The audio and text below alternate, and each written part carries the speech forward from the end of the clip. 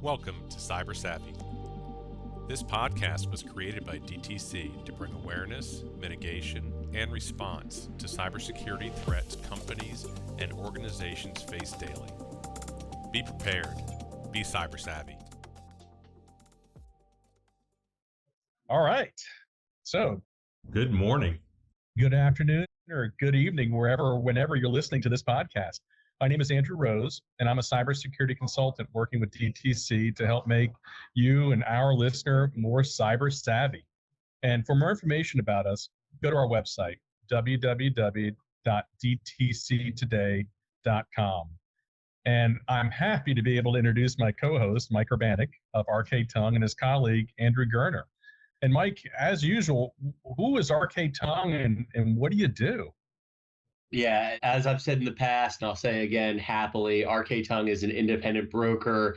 We work with our clients to help risk transfer, meaning help them secure insurance policies, manage the risks they face every day, keep their doors open, and do it all at an affordable cost professionally. So that's who we are, what we do. Andrew, feel free to add to that. Yeah, at some point or another, we crafted a beautiful mission statement, and then I think simplified. It's something along the lines of we help people and businesses become financially independent and stay that way. And that's sort of insurance in a nutshell. We just happen to do it in a way that I like to regard as a little bit high end, a little bit unique, a little bit expertise and service driven. Well, or as I like to say, it's white glove. I mean, you guys are always top shelf. You exemplify what it is to be a risk management organization, and your client base reflects that as well. I mean, you would not have the quality of clients you did if you did not perform at the high level you do. So, Andrew, don't sell yourself short. You guys are remarkable partners, and we're really happy to have you along helping us out with this. And today, I believe, Mr. Urbanik, we're talking about data privacy, aren't we?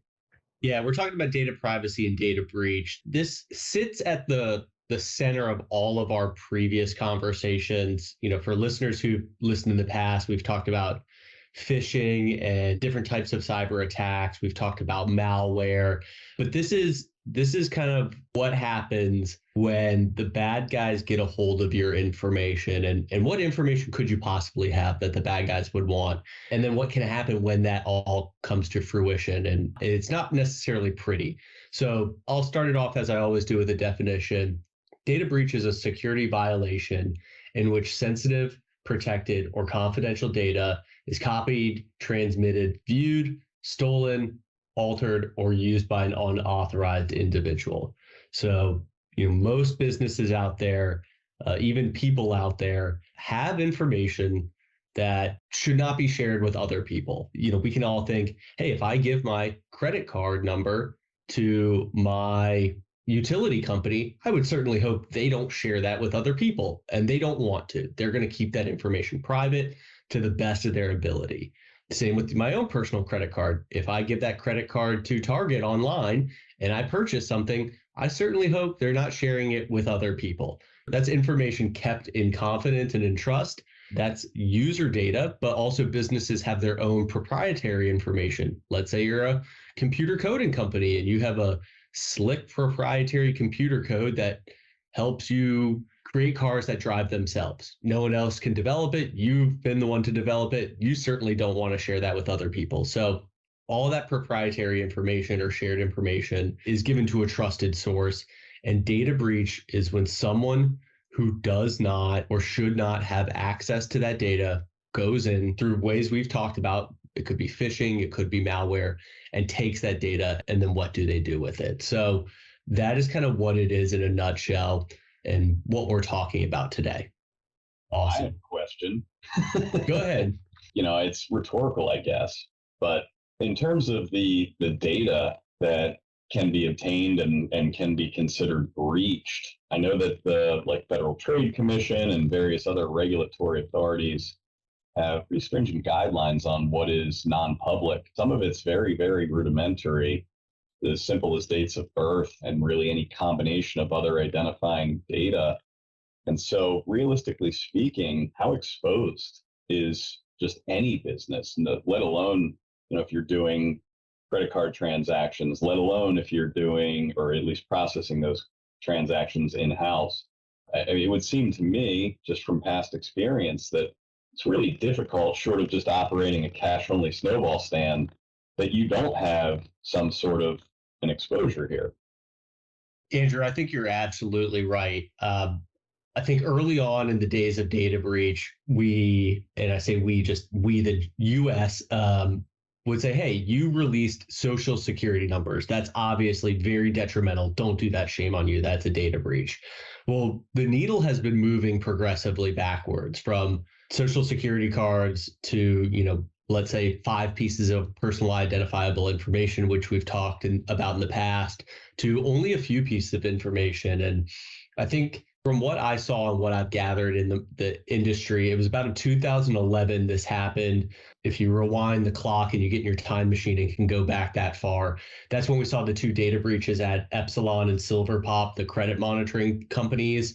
And basically California said that just a zip code and a first name and last name, those 3 pieces of information qualifies as a data breach. And that's important because it then fits into state regulatory bodies' purview of a company's data breach and potential fines that could be levied on them. Because just like you said, Andrew, companies who collect this information have a duty to their consumers, their constituents, to safeguard this information. And we'll talk about that in a little bit, but you're absolutely right. You don't have to have their whole bio, their whole history to be culpable for a data breach these days. So if I can take that a step further, and I am curious about this, in fact, it's something that I have a tendency to rant about. If you are a business and let's suppose that, I don't know, maybe you make horse-covered wagons and you absolutely refuse to have computer technology in your business. Let's suppose that that is your business. Let's suppose that you are opposed to using technology. And let's suppose, again, that you have some sort of a warehouse or a building in which you build your buggies. And you still need to know who your customers are. And you probably have names, addresses. You're going to have some other identifying information that, at least theoretically, in any context that's relevant to what we're talking about today with cyber and data breach and phishing, if it was digitally maintained, it would be considered protected or at the very least non-public and subject to regulatory fines and things like that. But remember, we're in the horse-drawn carriage business here, and we don't like computers. Let's suppose that I've got my filing cabinet, and let's suppose that someone kicks in my front door one day while I'm not there and wheels in a cart and just takes away my filing cabinet with those files in it. Is that going to be subject to the same sort of, I guess, liability, or is it going to be subject to the same sort of regulatory framework? I mean, somebody came in, they violated whatever security I had in place, and they physically took my records and data. Is that the same or is it different? From my understanding, Andrew, I'm going to say that's probably a gray area. I don't know each state's individual records for that. And I'm certainly not a lawyer. I know enough to be dangerous. I'm going to say yes, because that is information given to you, your business, or information that you are personally held. And, it is kept in confidence. So I would say, yeah, that's going to qualify as a data breach. And I have a story to back that up. But I know, Andrew, you're chomping at the bit over here to say something as well. Yes, the other Andrew here. Well, there's 2 things I want to bring to your attention. One is when a firm is actually assessing your company for how secure you are, one of those assessments is to walk through your office and see, are computer screens on? Are there pieces of paper on the desk that has person identifiable information? That didn't occur through a digital data breach. It was just a physical person there. And the second one was, at a prior organization, we run tabletop disaster exercises. And one of those disaster exercises was a tornado hitting one of our offices and putting the papers in the wind. And one of the things that we recognized was we needed to hire security to stand there physically to protect those pieces of paper so that information didn't get out there and into the wild, literally into the wild itself. Michael, what example would you like to bring to bear as well? Well, there was a story when I was younger years. I was working at a rental car company that's very popular. We had a scenario like Andrew, you were just saying, occur. Someone kicked in the front door and there was about 20 keys in an unlocked safe sitting there, and they could have taken away 20 brand new vehicles. And what did they take?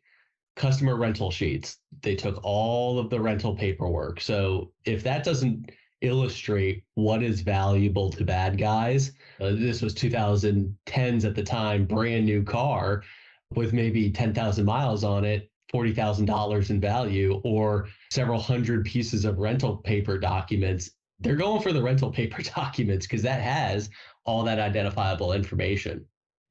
Yeah, that's scary because, we're in the insurance industry, and I guess in a way to a hammer, everything is a nail. So we look at a risk of loss, or we look at an exposure and we think, let's insure it or manage it. And so there's a component of both here. I have a third thought, and man, would it be nice if a podcast like this would go unbelievably viral and somehow incentivize the people who make the rules to actually look at this objectively and think about who's really the victims here. Clearly, those who have their data lost or compromised, they're obviously victims. But I think, except in the case of just a business behaving in a very cavalier or negligent manner, no business wants to divulge customer information that should be kept private. And in most cases, I don't think they do. I think more often than not, it is, some sort of a fraudulent act. It's some sort of a willful commission of a crime on the part of a threat actor that's causing this to happen. And if in your example, Mike, the, former place of employment, somebody kicks in the door, walks past the 20 car keys and gets the data about customers instead, well, had they grabbed those car keys and started making off with various new vehicles, well, we all know who the police go after at that point.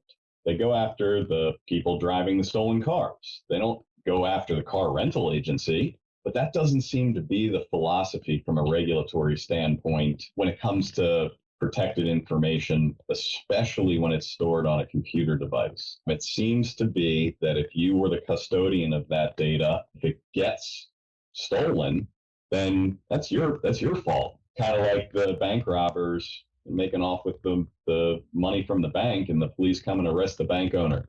Something doesn't sit right with me, and it seems like the regulatory framework needs to adapt somehow. But do you see any of that? I'm picking the two of your brains. I'd love to know more. I don't know more. I don't think there's political will for it, but please tell me otherwise.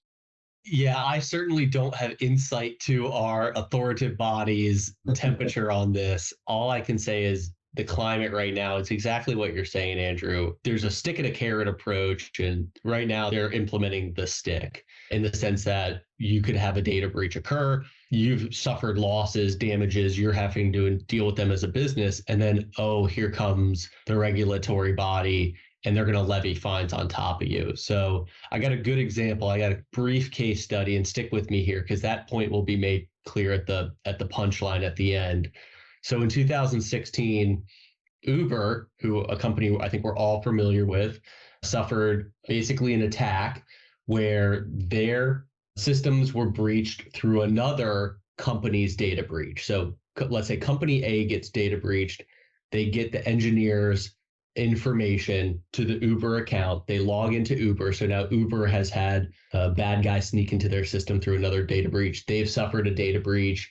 They were able to access 57 million Uber user drivers and riders information. And anyone who's, used Uber app, most of us here on this podcast, listening to the podcast probably have, you give out quite a bit of information, payment information, personal information, because they want to verify who their drivers and riders are, which makes sense for security purposes. Well, bad guy gets in there, 57 million driver and riders information.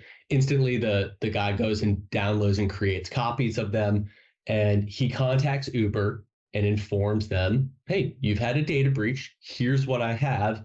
Here's my ransom. And that kind of happens behind closed doors. I don't know exactly what the amount was. I've heard a number and I'll share it. I don't know if that's true, but they were contacted in November of 2016. They had the hacker sign a non-disclosure agreement. and paid him $100,000 ransom. So to a company like Uber and that much information, I think that's a pretty good deal. I've seen much worse deals. Not that that's a deal any business manager wants to make, because that's $100,000 out the door for nothing, no value. But what was unfortunate is they didn't disclose that they had that data breach, Andrew. Ultimately, there was an investigation that occurred, and this happened around the change of the CEOs. But basically, they found out that it was unethical. They needed to disclose to their users and drivers that their data was breached. There's rules and regulations and hoops they need to jump through. And then ultimately, they were fined $148 million as part of that settlement. So that is just what can be on the line for an event like this. I'm certainly not completely intimate with this case study. I know the broad strokes. From my understanding, there were passwords and measures in place. Ultimately, the bad guy got the right key, which unlocked the right doors and got him to the valuable information. But that hurts. That hurts really bad. Not only has Uber suffered this issue, they have to make some internal fixes on their end. They had to pay the bad guys. They've now been fined, and there's a huge settlement that occurred, which really shows the damages that these type of events can cause. And I want to interject something here too. And Andrew, going back to your point about why is there regulation, too much regulation, and just generally speaking, politicians are reactive. They're not proactive. If they're proactive, they might make a bad bet and get blamed for that, but they'll never be blamed for coming in and fixing something that's already broken. And typically when something as broken as this, they tend to overregulate. That pendulum swings too far. And then the other piece is if I've got cyber insurance, I'm going to assume that there's data breach insurance. So if something like the Uber event happens, my insurance company will stroke the check for $100,000. And as a side note to that story, Mike, one of the things that the FBI likes to say quite a bit is don't try and fix it yourself. Just go ahead and report it. If you try to fix it yourself, you may placate the problem, but they might come back. And now you're really on the hook. And for $148 million, I think Uber realized that was something they probably should have reported. Yeah. And I'd just say, if you probably took a survey and walked around to your local businesses, big and small, and then asked the owners, and you said, hey, if you had a data breach, are you required to report this? I don't know how many would say, yes, I am, and I know who to go to. So there's a big question mark. And I don't blame business owners. This is a problem that has come fast and furious, and they wear enough hats as is. This is one more thing to do and manage and know about. So, I don't blame them in being necessarily naive, but it just goes to show that I think there's a lack of understanding what to do in these events, the compliance components, and that's just the atmosphere we live in. I don't want to point a blame finger at anyone. That's just a problem. And we're trying to increase everyone's awareness so they can be just more knowledgeable and act accordingly. Yeah, that's a good point. I mean, to both you, Andrew, to your prior message, and you, Mike, I guess that as a business owner, that sure, you can go out there and buy insurance. And yes, that insurance is going to essentially hand you the roadmap, and in most cases, the vast majority of the money required to make this right. And so that's nice to know that that's a solution, but we're in a business that really is just a complicated math problem. And so the more prevalent these sorts of events get and the more costly they are, the cost of the insurance just keeps going up, and that becomes untenable at some point too. And so if we're thinking proactively as risk managers, and this doesn't necessarily mean you have to be an insurance professional, it doesn't mean you have to be an actuary, it doesn't mean you have to be a formally trained risk manager. It's just, the logical conclusion that we can draw is that we're going to have to do more than just come up with a regulatory framework and enforcement. And we're going to have to do more than buy insurance and just hope that our networks are strong. I would think that at some point we're going to have to put pressure on the element that's causing all of these breaches in the first place, because if people were being penalized or entities were being penalized for these breaches more robustly, perhaps that's a deterrent as well. I use the highly scientific method of doing a little research on this. Specifically, I typed a question into a web browser and found that in 2022, there were 422 million US individuals impacted by a data breach. In 2021, it was 298 million. 2020, it was 310. And in 2019, it was 883 million.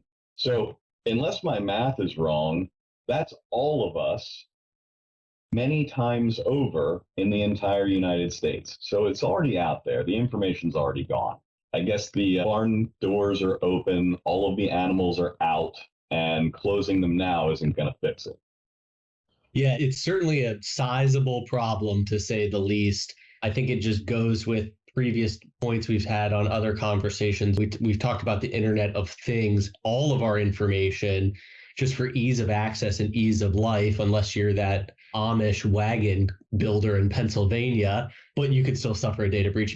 We've put it all out there for ease of use. That's just modern life. And we found that businesses we give this to, some are not good stewards of information given to them. Some do all the right things and they can still have a breakdown. We've looked at those as well. And it's just a fact of life that these types of attacks and releases can happen. And yeah, it's unfortunate. It's out there.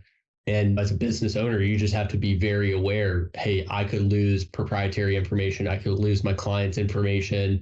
And it's not just this attack too. More problems can happen because of this. I've seen invoice manipulation. Well, the bad guys got in. They took all your files in a data breach. They now know what your invoices look like. They now have your client list, falsely billing your clients for information. So this can just be a Pandora's box if it happens to your business.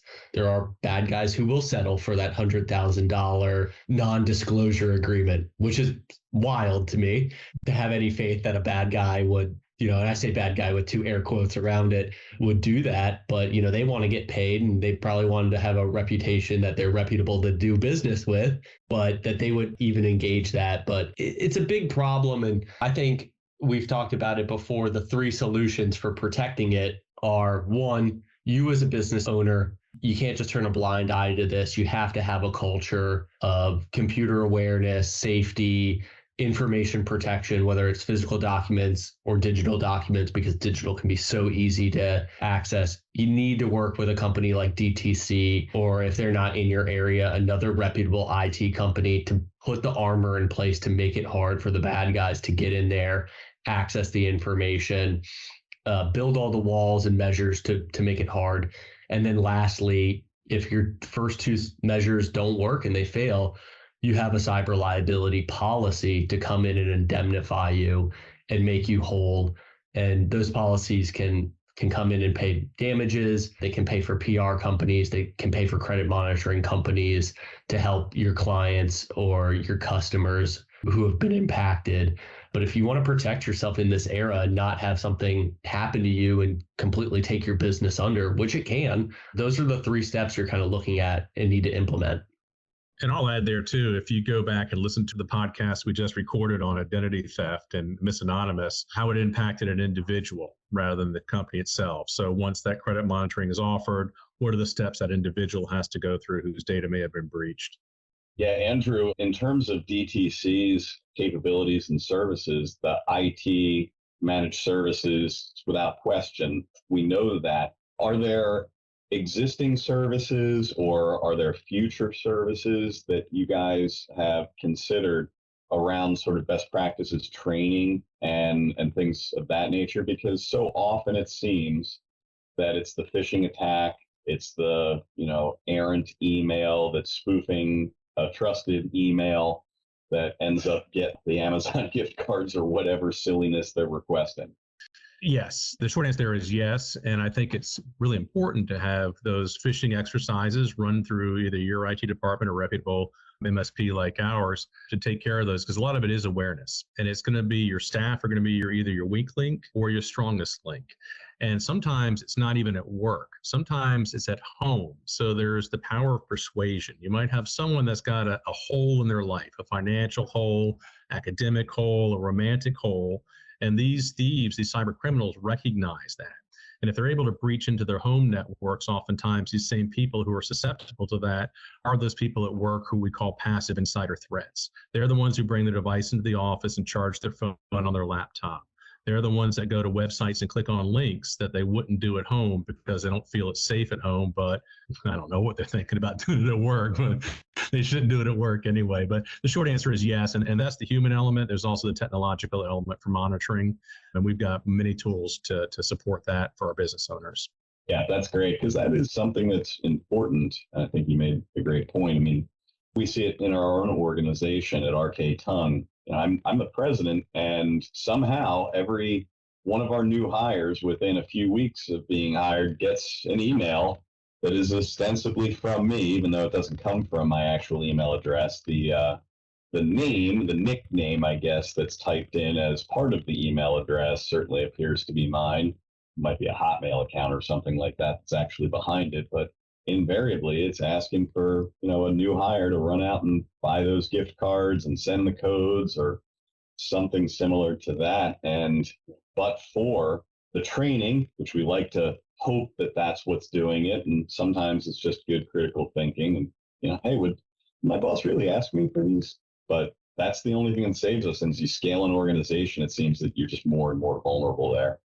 And we've talked about that in the phishing episode, but I'll say one more point on that. That is stuff I think we can all hopefully look in the mirror and say, all right, we use computers every day. We've all heard about the Nigerian prince emails. We have an awareness that stuff like that is happening and we can catch it. But there's that next level of awareness about opening those email links. And they might look legit. They might look very legit. And it's an Excel folder that you've been waiting on from a client that gives information they want for a quote. And you open it, eager salesperson, and boom, you've now downloaded that virus and everything's ripped. So as smart as we might think we are, and yes, the gift cards, there's loss there.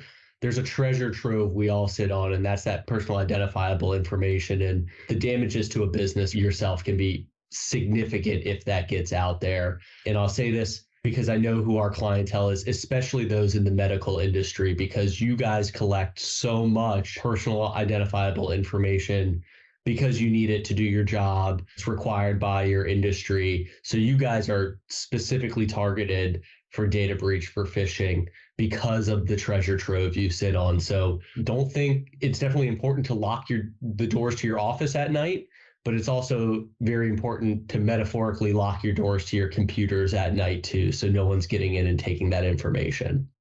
Well, I'm scared. Well, if you're scared, I talked about it earlier, Andrew, take a hold of this. You can educate yourself, educate your employees, work with someone like DTC, and then buy a cyber liability policy. Yes, that's the solution, right? At least until Congress solves this for us, right? Don't hold your breath on that one, Andrew. Don't wish for that either. So we've been talking about PII, or personal identifiable information, but what is that? So this is information when put together, you can figure out who someone is. This is what a lot of bad guys want, because it's what they can use to either open credit cards, falsify your personality, create other fraudulent crimes. Things of personal identifiable information can be the following. It can be credit cards, debit card, payment information. Of course, that's going to identify who you are. Social security numbers, taxpayer records, financial documents. If they get a hold of those, that's absolutely personal identifiable information. Driver's license. But we're seeing that move further down. We are now getting to a point where Andrew mentioned previously, so much of our data has been linked. If you have something just like an email address nowadays, you might be able to cross-reference that with other data breach information and figure out who someone is. So that used to be considered non-identifiable information. I'm going to say it's living in the gray space now, because if my name is Insurance Salesman 1989, you don't know who I am unless I put my information out there and link it in an email, but I could conduct myself anonymously. More and more that information is getting connected together. So you need to be careful with things, even as email addresses. Zip codes used to be considered vague enough. Now, if you have a first name, a last name, and a zip code, I guarantee there's multiple Mike Urbaniks around the country. But if you have my zip code, there might be one or two in that zip code. So you can identify who I am. So what used to fall into this purview is getting bigger and bigger. And it's important to understand that because the release of PII, personal identifiable information, is what triggers a lot of the statutes and laws for these regulatory bodies for their investigation. And I'll elaborate on that here for Virginia. There's a Virginia breach code, code 18.2-186.6. It says breach of personal identifiable information notification. So this is a statute that businesses in Virginia need to adhere to. And it says an individual or entity that maintains computerized data that includes personal identifiable information, which we just went over what it is and what can fall into that, of that individual or entity does not own or license shall notify the owner of the licensee the information of any breach of the security of the system without unreasonable delay following the discovery of the breach. So put that in layman's terms, if you're a business owner and you have personal identifiable information and it's computerized, you are obligated to notify the people who have had that data breach. So let's say simple RK Tongue has a data breach and we find out user information has been leaked. In Virginia, we need to contact all of those people and notify them that that breach has occurred. And this is a challenge. What does that notification mean? Well, it says written notification to the last known postal address. Who's typing those? Do we get it one of our customer service reps? Do I as the agent handle that? Do you as the business owner handle that? Do you pay someone to do that? Telephone notice. How many phone calls is that? Electronic notice, typing up an email and sending it out. You know, all of those things take time and can be managed, but they could be huge. Let's say you're a major corporation like Dominion Virginia Power. That's millions of people you are now having to do this for. And yes, they're a big company and they probably have tools and resources to help, but it's no small feat to anyone, even if you're a small business owner or a big one. And then if there's a statute on here that says if an individual or entity is required to provide notifications and they've concluded that the cost of doing that would be over $50,000, they can release a major statewide notification to the media, which you certainly don't love doing. Now that's in the news. John Smith's covered wagon business had a data breach and all your horse's identifiable information has now been leaked. And we reported that to the Amish Weekly and they're running it in the newspaper. That's not good for your business. Huge reputational damage. You can post it on your website or an email notice to the individuals and affected members. So there's some alternatives if there's a huge cost and you can't absorb it and handle it accordingly. But that concept here just goes with what Andrew was saying earlier. Personal identifiable information gets breached. Companies are holding it and they might do all the right things. But then there is this authority figure that can come in and say, all right, you need to go through the procedures. Here's what they are. And the last sentence of this is Virginia businesses that fail to comply with the data breach notifications could face a maximum civil penalty of $150,000 for each data breach or for a series of data breaches of a similar nature uncovered by the investigation. So that goes back to the Uber one. Obviously, their settlement was much bigger. I think they're based in California versus Virginia. And I don't know the California code, and I know that was part of a settlement process, but that's the stick we were talking about earlier. Hey, you've suffered damages. You have to do all these things to be in compliance, which is painful and costly to you. And if you don't, you get the stick. And the idea behind that, and I'm not here to interpret governance and laws and codes. I just tell people what it is. You know, they want to incentivize you to do the right thing on the front end so they don't have to come in on the back end and give you the stick. Now, whether that's fair, left, right, or central, it is the world we live in. And if you're a business owner and you have this information, you have to be aware that this is out there. So, Mike, when I talked earlier about the business continuity exercise we did with the tornado and the papers going up in the air and all that, we actually discovered the hard way that the state's attorney's office needs to be notified.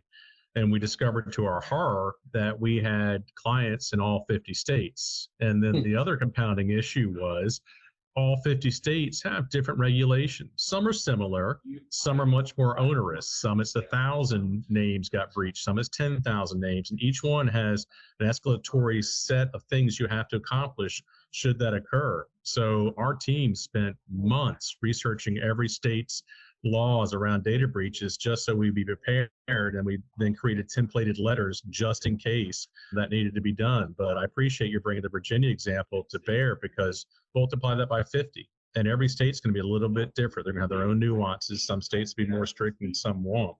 And then one other thing about ransomware, in addition to the harm to the individuals whose information's been stolen, sometimes that these will just use that as ransom. They say, hey, we'll give it back to you, or we'll release it. And now they have leverage over it, and they'll deploy the customer service teams, and they'll talk nice to you and teach you how to transfer your bank account to Bitcoin and make sure you pay them there as well. And then, Andrew, going back to the other piece that we spoke about, the sort of the non-digital way that someone's attacked your organization, I was thinking about hard drives. A lot of folks don't recognize their printers and their copiers retain a lot of information in there. And when something is aged, if you don't have an MSP that knows how to safely erase a hard drive or shred it, that information could be right out there in the public as well. And I would assume, Mike, that would fall under a data breach as well, wouldn't it?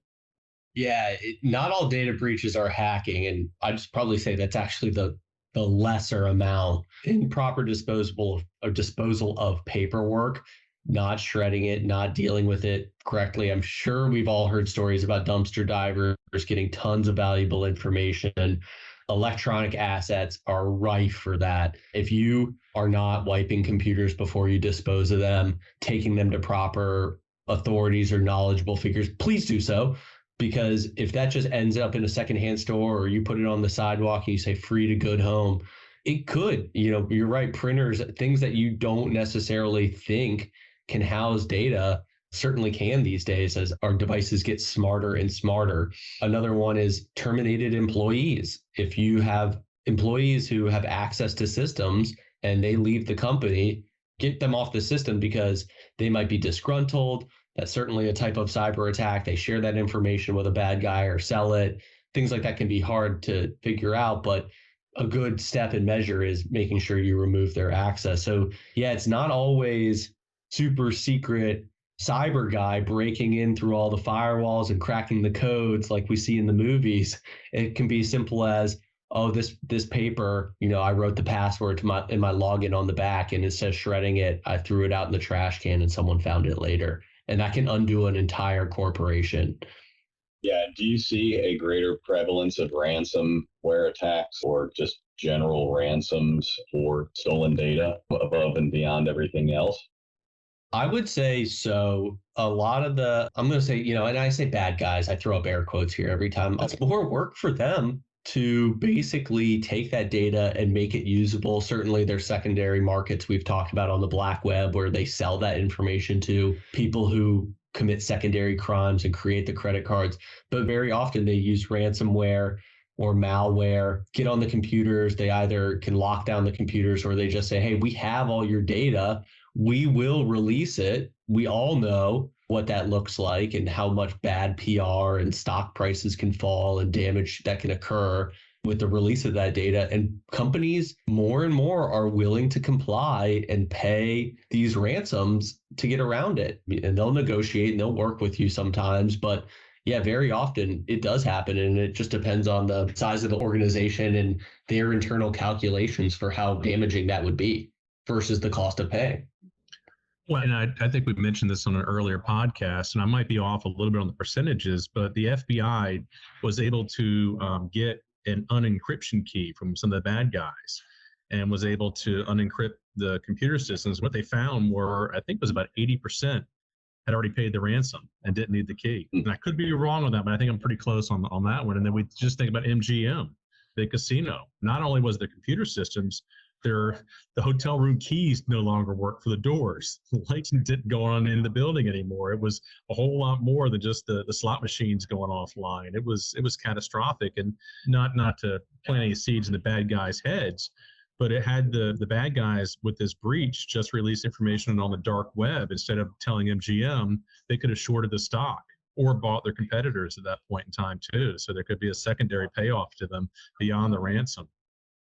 Yeah, well, thanks for the creative thinking there. You wearing a white hat or a black hat there, Mr. Roth? Well, thank you for throwing me that softball, because our next episode is on emerging threats. So that's where we try to imagine what could that next threat be. And we've planned the recording of it on Halloween, although you'll probably hear it after that. So it's a lot of little subtlety and symbolism there coming together. So Andrew, thank you for setting that up there, buddy. Man, I wish it was scripted, and I just feel like I stepped in it. I'm you're curious. Natural here. I'm curious. I don't know how this all concluded, specifically the fraudulent tax return schemes that seemed prevalent several years ago. Obviously, doesn't take a whole lot. Name, address, social security number, and you're off to the races, it seems. How did that resolve? Do we know? No, I don't know that one. I don't either. I do know that somebody tried to take out unemployment benefits for me. So thank goodness that got caught. Yeah. Oh, boy. So I went through the whole, we talked about it in our last episode, but I went through the whole 9 yards, reporting it, filing a police report. I really went above and beyond what you should have done, because, I think it's the proper thing to do. Yeah, I agree. Somebody's got to fight back is the words, but at least not roll over so easily, because there is seemingly a perverse incentive here with the ransom attacks, because if there's a regulatory penalty, a big fine to be paid, well, I guess these criminals are smart enough to understand that they can ask for some amount that approaches the other side of the cost equation. So business is going to do the math and figure out which is the cheapest and easiest way out of this. Well, and also how much does their insurance cover? I mean, I'm sure their premium's going to go up, but I mean, that's the whole reason they're paying that is hoping that you guys are the airbag. Right. Yeah, not just their premium, everybody else's. Yeah. Good point. I think it's just punching shadows for any sort of police or FBI to track down and bring these guys to justice. And I think the bad guys know that, and it's just fuel on the fire. I mean, why not just attempt over and over to commit these crimes, which have a real chance of paying out and a very slim chance of you being caught? It's just, people know it, and they're state actors in other countries. It's a very big challenge. So they say the tools and resources needed to probably catch these guys is, I don't even know, uncalculable. We can't do it fast enough, or we can't build it. So they go after the business owner. And again, I'm not saying it's fair. I'm not saying it's right, but that's just the climate we live in. And you got to be aware of that as the business owner, which is tough. I'm certainly sympathetic, but there's measures you can be doing to take advantage and protect yourself. Well, you put your finger on the emerging risk management problem, I suppose. I mean, just looking at those numbers about affected individuals earlier, I don't necessarily know the source of each and every one of those impacted individuals, but I am certain that an awful lot of businesses have been subject to breaches by now. And if we're going to go on the hypothetical theory that's going to happen more and more, and that the magnitude is either going to stay similar or increase, seems to be the trend, long enough timeline, everyone falls victim to this. And if it becomes more and more frequent, well, all of a sudden the cost of the problem becomes awful close to the cost of the insurance. And then no one buys it anymore, because now you're just forced into what I'll call quote unquote self-insuring. I don't want to get off on a tangent here, but you look at medical expenses and the related insurance, we've all seen that play out somewhat. It's going to cost a family $20,000 or $30,000 a year to have medical insurance. Then some percentage of families end up without medical insurance. And then some percentage of those families end up having to pay a bill out of pocket. And that bill out of pocket ends up being 5, 6, 7, 10 times that. And then you've lost people over the waterfall at that point. And I think you can lose businesses over the waterfall the same way. It's something I thought about a lot too, and kind of just looking at where the dots are heading and putting lines between them. I see a vibrant captive insurance market being set up around self-insuring for the cyber risk. I mean, it really just makes a lot of sense. Very similar to, if you lose your homeowner's insurance in California or Florida, those that can afford to do it and those that feel that their defenses are strong enough to withstand whatever it is, it would make sense for them to self-insure. So I don't want to belabor that point, but I think I do see the dots move in that direction with cyber liability coverage. Yeah, that's another very similar market that you cited. The natural disaster prone areas and those homeowner insurance problems. And Unfortunately, it becomes an issue of those with the means to solve the problem will, and those without will be victims of it. So, well, going back to what you said before, we've all statistically been a victim of data breach, given those numbers probably 3 or 4 times over. One of the things that I specialize in as a cybersecurity consultant is what's called right of boom, after the attack has happened. So, okay, it happened. Now, what do we do? How do we put those pieces back together? And there's checklists you can have. You can run through tabletop exercises, develop muscle memory, identify gaps, knowing who to call, when to call them, when to bring the FBI and when to bring insurance in, things like that. I would encourage any business owner listening right now to highly consider putting together some sort of post-event game plan. It gives you a little bit of certainty. You know who your spokesperson is going to be. You know the person you can go to is going to have all the information about all the devices connected to the internet, things like that. And it takes a little bit of time to get all that documentation and paperwork together to run through the exercises. But after an attack happens, it's going to give you a little bit of peace of mind. At least you won't be in full chaos panic mode at that point and trying to figure out who these people are in your office taking control of the situation. You'll have a little bit better understanding of that. So I hate to say it, but sometimes it's better to plan for the worst and hope for the best. Yeah, that's a fair statement. In fact, I think certain industries are obligated to maintain disaster recovery plans. Certainly our insurance industry, and by extension, the securities industry, and a number of industries that maintain sensitive and economically important data that might be considered part of the so-called economic system are going to need to be, from a regulatory standpoint, they're going to be obliged to do that sort of exercise. Indeed, and I'm working on a presentation right now for the Certified Public Accountants, CPAs, which are considered financial institutions, even if you're sole practitioners. So you fall under the same regulatory schema that a bank would, and a lot of them are not fully aware of what that regulation looks like. So, Andrew, your point on for that one. So, Mike, any further thoughts there, buddy? No further thoughts. I think we've covered this pretty extensively. Businesses capture a lot of data, whether on purpose or incidentally, and you have a obligation and duty to keep that information protected. If you don't, bad things can happen both to yourself from the bad guy's point, and then unfortunately from state and regulatory bodies. So take this seriously. It can be a major event. It can be just as devastating as a fire that burns down a whole building, if not more. So if you're not working with your internal staff to develop that disaster relief plan, if you're not working with an IT company like DTC to put the walls in place, if you don't have a liability policy that can come in and rebuild everything, help you with the funds, start looking at these things, because the problem's not going away. And that's data breach. It is. And Mike, let's say that somebody listening to this would like to have a cyber liability review of their risk management. How would they get in touch with you? Yeah, the easiest way to get a hold of us would be from our website, RK-Tongue, and Tongue is spelled TONGUE.com. There's our contact information. There's a submission folder that you can reach out to us. That's going to be the easiest way. More than happy to have an educated conversation with anyone out there so they can understand where they stand and what the risks might be and what the potential benefits of putting in a policy might be. Great. I appreciate that. And I really appreciate Andrew Gerner, you taking the time to come in here and join us for this podcast. It's always nice to have a guest in here, so it's not just Mike and I talking back and forth about these weighty topics. So I appreciate your showing up here today. Yeah, thanks, gentlemen. I always enjoy the opportunity to catch up with you guys, and especially on one of these emerging topics that, if it's not front of mind for a lot of folks, it probably should be. I agree. So for those of you out there in cyber savvy land who don't know this, October is that month where you're going to hear a lot of chatter about cybersecurity best practices.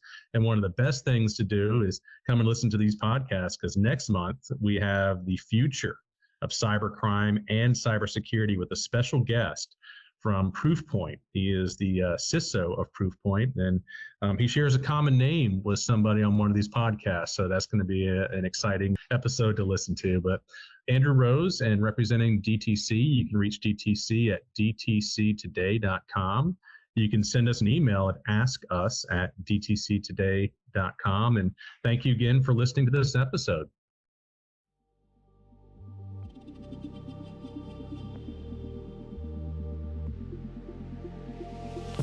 We would love to hear from you. Please email us your questions or comments to askus@dtctoday.com. New episodes of Cyber Savvy are posted the second Tuesday of every month. For more detailed information, visit our website at dtctoday.com. Be prepared. Be cyber savvy.